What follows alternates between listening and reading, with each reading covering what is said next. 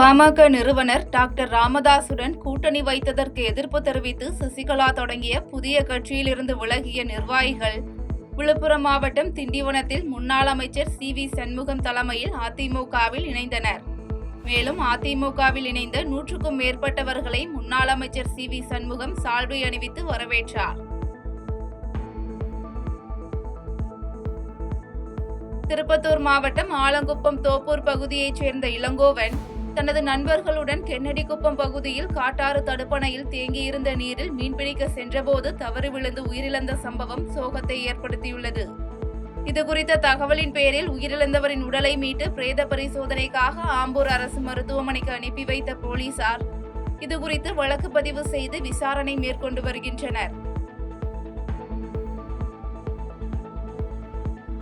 இந்தி திணிப்பிற்கு எதிரான போராட்டத்தில் ஈடுபட்டு ரயில் முன் பாய்ந்து உயிரை மாய்த்துக் கொண்ட மே 17 இயக்க பொறுப்பாளர் சிவா திலீபனுக்கு திருப்பத்தூர் மாவட்டம் ஆம்பூர் அண்ணா பேருந்து நிலையத்தில் உள்ள அம்பேத்கர் சிலை முன் அஞ்சலி செலுத்தும் நிகழ்வு நடைபெற்றது. இதில் கலந்து கொண்ட திருப்பத்தூர் மாவட்டத்தைச் சேர்ந்த மே 17 இயக்கத்தினர் சிவா திலீபன் படத்திற்கு மாலை அணிவித்து மலர் தூவி கோஷங்களை எழுப்பி அஞ்சலி செலுத்தினர். அரியலூர் சட்டமன்ற தொகுதியில் போட்டியிடுவதற்காக விருப்ப மனு அளிக்க அரியலூர் சட்டமன்ற தொகுதி மாவட்ட செயலாளர் அங்கனூர் சிவா தனது கட்சி நிர்வாகிகளுடன் சென்னை புறப்பட்டு சென்றார்.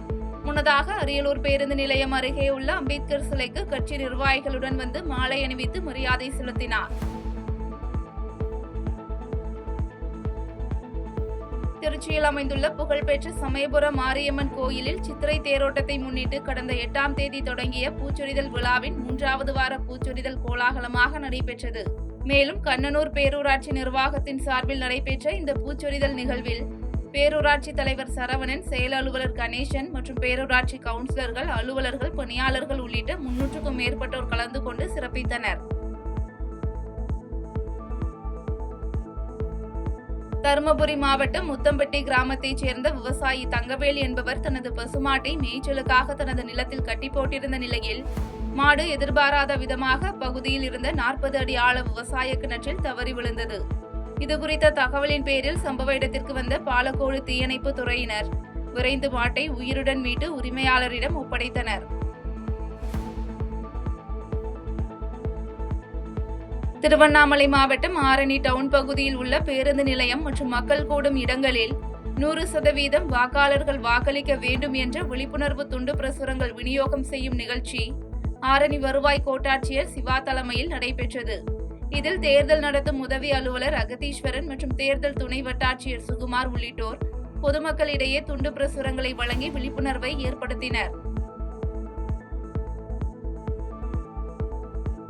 திமுக கூட்டணியில் இருந்து தமிழக வாழ்வுரிமை கட்சி அதிகாரப்பூர்வமாக வெளியேறியதை தொடர்ந்து கடலூர் மாவட்டம் புவனகிரியில் தமிழக வாழ்வுரிமை கட்சியினர் பட்டாசு வெடித்து கொண்டாடினர். மேலும் கடலூர் கிழக்கு மாவட்ட தமிழக வாழ்வுரிமை கட்சியின் செயலாளர் சேரலாதன் தலைமையில் நடைபெற்ற இந்நிகழ்வில் திமுகவிற்கு ராமம் என்ற முழக்கங்கள் எழுப்பப்பட்டது. தமிழகத்தில் சட்டமன்ற தேர்தல் வரும் ஏப்ரல் 23ஆம் தேதி நடைபெறவுள்ள நிலையில் கடலூர் மாவட்டம் புவனகிரியில் தமிழக வெற்றிக் கழகத்தினர் விசில் சின்னத்திற்கு வாக்கு சேகரிக்கும் பணியை துவங்கி நடத்தி வருகின்றனர். மேலும் கீரபாளையம் பகுதியில் உள்ள சேத்துக்கால் செல்லியம்மன் கோயிலில் வழிபாடு நடத்தப்பட்டதை தொடர்ந்து கட்சியினர் வீதி வீதியாக சென்று விசில் சின்னத்திற்கு வாக்கு சேகரிக்கும் பணியில் ஈடுபட்டனர்.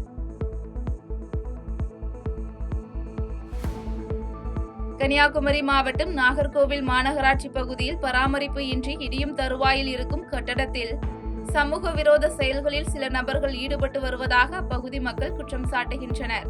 மேலும் இதுகுறித்து மாநகராட்சி நிர்வாகத்திடம் பலமுறை கோரிக்கை வைத்தும் எந்தவித நடவடிக்கையும் இல்லை என தெரிவித்த மக்கள் மாநகராட்சி நிர்வாகம் இதுகுறித்து உடனடி நடவடிக்கை மேற்கொள்ள வேண்டும் என வலியுறுத்தியுள்ளனர்.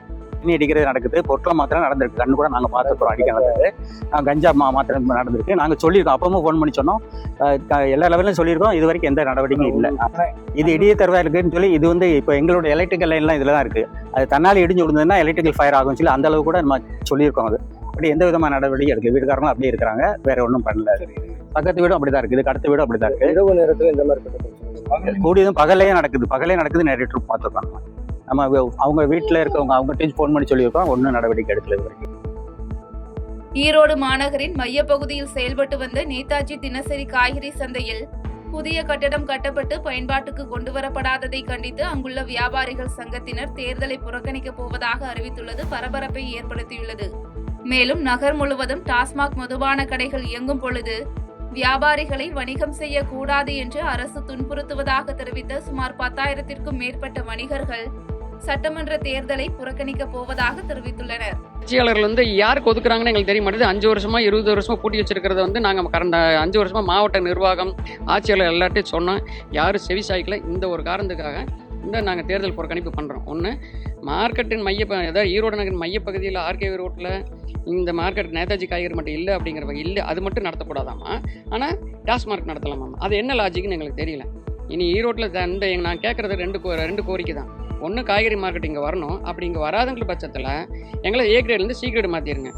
ரெண்டாவது, மார்க்கெட்டே இல்லாத பட்சத்தில் இந்த ஈரோடு நகருக்குள்ளே எந்த ஒரு டாஸ்மார்க் இருக்கக்கூடாது. எங்களை அடுத்த கட்ட போராட்டம் ஈரோடு நகருக்குள்ளே எந்த ஒரு டாஸ்மார்க்கையும் நடத்த விடாமல் முழு கடையடைப்பில் நாங்கள் பண்ணணுங்கிறது அடுத்த கட்ட நடவடிக்கையில் நாங்கள் பண்ணப்போம். எங்களுடைய இந்த நியாயமான கோரிக்கைகளை வலியுறுத்தி தான் இந்த தேர்தல் புறக்கணிப்பு போராட்டத்தை நாங்கள் அறிவிச்சிருக்கிறோம். நாம் தமிழர் கட்சி சார்பில் ஈரோடு கிழக்கு சட்டமன்ற தொகுதியில் வேட்பாளராக போட்டியிடும் தாண்டவமூர்த்தி தனது முதல் தேர்தல் பரப்புரையை தொடங்கி ஈரோடு கனிராவுத்தர் குளம், பாரதி நகர், காந்தி நகர் உள்ளிட்ட பல்வேறு பகுதிகளில் தனது கட்சி நிர்வாகிகளுடன் வீதி வீதியாக சென்று பிரச்சாரத்தில் ஈடுபட்டார். தொடர்ந்து செய்தியாளர்களை சந்தித்த அவர் சட்டமன்ற உறுப்பினராக தேர்ந்தெடுக்கப்பட்டால் ஆரம்ப கல்வி முதல் ஆராய்ச்சி கல்வி வரை அனைத்தும் இலவசமாக வழங்கப்படும் என்று உறுதியளித்தார். தரமான மருத்துவ சேவை, நீங்கள் என்ன உயர்தர சிகிச்சை எடுக்கணும் அப்படின்னா கூட ஒரு பைசா செலவில்லாமல் ஆரோக்கியமான அதே சமயத்தில் சுகாதாரமான மருத்துவமனைகள் அமைக்கப்பட்டு போதுமான செவிலியர்கள் மற்றும் மருத்துவர்கள் அமர்த்தப்பட்டு இலவசமான தரமான மருத்துவம் கிடைக்கும். இந்த கடந்த 60-70 வருஷங்களாக நீங்கள் எல்லா கட்சிக்கும் மாறி மாறி இங்கே வாய்ப்பு கொடுத்துருக்கீங்க. எல்லாரும் பல முறை இங்கே வென்றிருக்கிறாங்க. ஆனால் எந்த சூழ்நிலையுமே இந்த பகுதிகளை மாற்றாமல் அப்படியே தான் இருந்துகிட்ருக்கு. அதனால் ஒரு மாற்றம் வேணும் அப்படின்னா நீங்கள் நாம் தமிழர் கட்சிக்கு கண்டிப்பாக நீங்கள் வாக்களிக்கணும்னு நம்ம பொதுமக்கள்கிட்ட கேட்கும்போது எல்லாருமே மிகுந்த வரவேற்பு கொடுத்து உற்சாகப்படுத்தி எங்களை மென்மேலும் இந்த பரப்புரை தேர்தல் பிரச்சாரத்தை நல்ல முறையில் பண்ணுறதுக்கு இங்கே ஊக்குவிச்சிருக்காங்க. தஞ்சாவூர் மாவட்டம் கீழக்குறிச்சி ஊராட்சியில் இயங்கி வரும் கிராம நிர்வாக அலுவலகத்தை சுழற்சி முறையில் மண்டலக்கோட்டை கிராமத்திற்கு வழங்க வேண்டும் என வலியுறுத்தி வந்த மக்கள் இந்த கோரிக்கையை வலியுறுத்தி தேர்தல் புறக்கணிப்பு போராட்டத்தில் ஈடுபட்டனர். இதனைத் தொடர்ந்து கீழக்குறிச்சி கிராமத்தை சேர்ந்த பொதுமக்கள் ஒன்று திரண்டு கிராம நிர்வாக அலுவலகத்தை மாற்றக்கூடாது என வலியுறுத்தி தேர்தல் புறக்கணிப்பு செய்யப்போவதாக தெரிவித்து ஆர்ப்பாட்டத்தில் ஈடுபட்டனர். தமிழகத்தில் ஏப்ரல் 23ஆம் தேதி சட்டமன்ற தேர்தல் நடைபெறவுள்ள நிலையில் தஞ்சை பழைய பேருந்து நிலையம் முன்பு மேற்கு போலீஸ் இன்ஸ்பெக்டர் கோசலிராமன் தலைமையில் போலீசார் மற்றும் துணை ராணுவ படையினர் இணைந்து தீவிர வாகன சோதனையில் ஈடுபட்டனர். மேலும் அந்த வழியாக செல்லும் அனைத்து வாகனங்களையும் தீவிரமாக சோதனை செய்து அனுப்பி வைத்தனர்.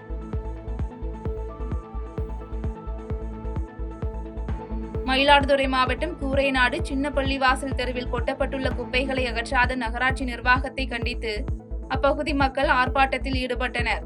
மேலும் முஸ்லிம் இளைஞர் மன்ற தலைவர் சதகத்துல்லா தலைமையில் நடைபெற்ற இந்த ஆர்ப்பாட்டத்தில் ஈடுபட்ட இளைஞர்களிடம் பேச்சுவார்த்தை மேற்கொண்ட சட்டமன்ற உறுப்பினர் ராஜ்குமார் உரிய நடவடிக்கை எடுப்பதாக தெரிவித்த நிலையில் ஆர்ப்பாட்டம் கைவிடப்பட்டது.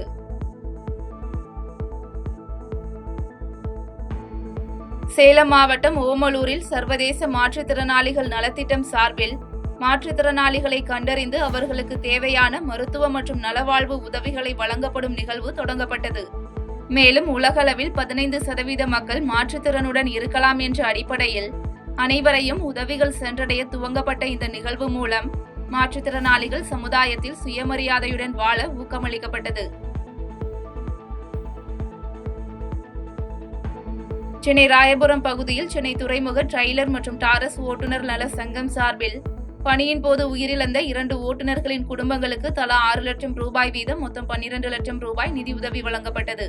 இந்த நிகழ்வில் சென்னை துறைமுகம் டிரைலர் டாரஸ் ஓட்டுநர் நலசங்கத்தின் கௌரவ தலைவர் லட்சுமணன், தலைவர் கோபி, செயலாளர் வேலு, துணைத் தலைவர் சக்திவேல், பொருளாளர் வசந்த் மற்றும் சங்கத்தினர் ஆகியோர் கலந்து கொண்டனர்.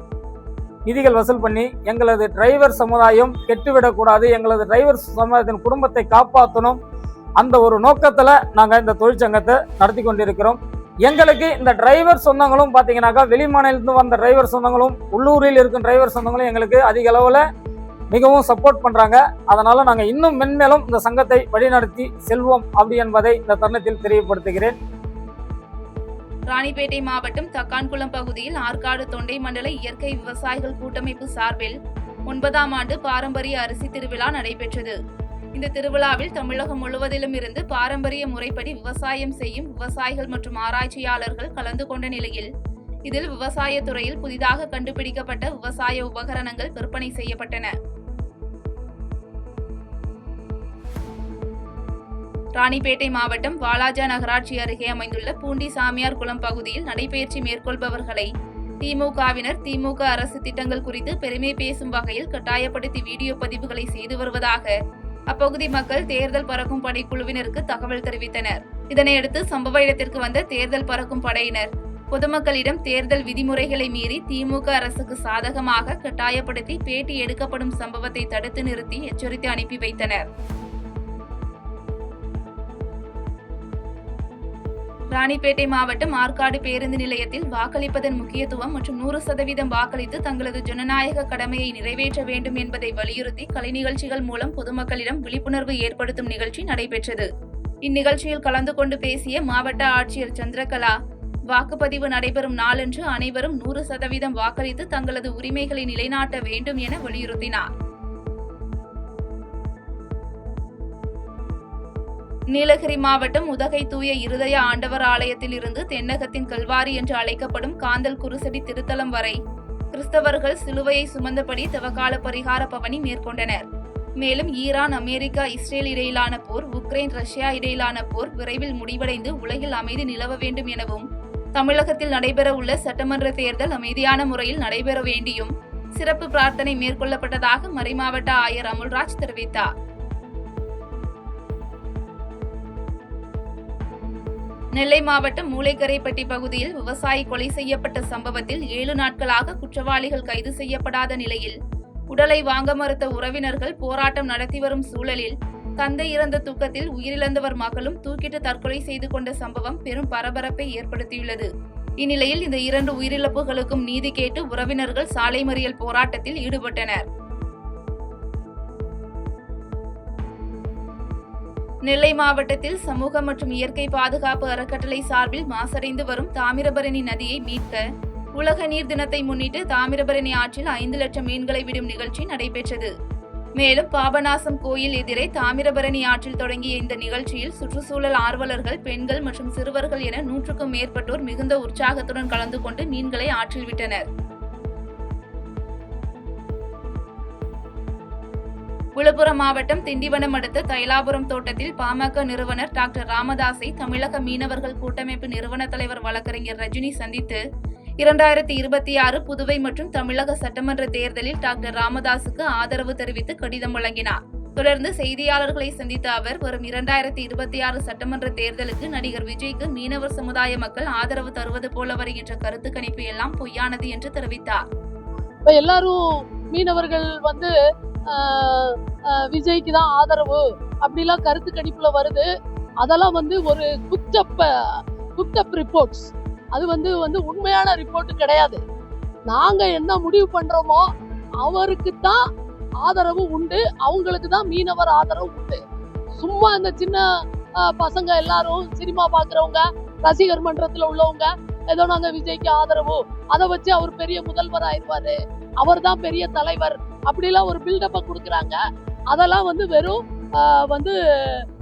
பொய்யான தகவல், பொய்யான ரிப்போர்ட். மீனவர்களின் ஆதரவு நாங்க யாருக்கு சொல்றோமோ அவங்களுக்கு தான் மீனவர்கள் போடுவாங்க.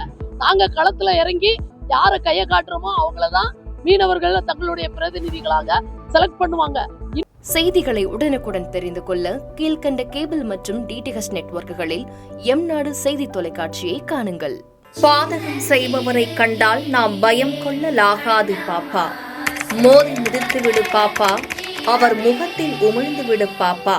அண்மை செய்திகளை உடனுக்குடன் தெரிந்து கொள்ள இணைந்திருங்கள் எம்நாடு தொலைக்காட்சியுடன்.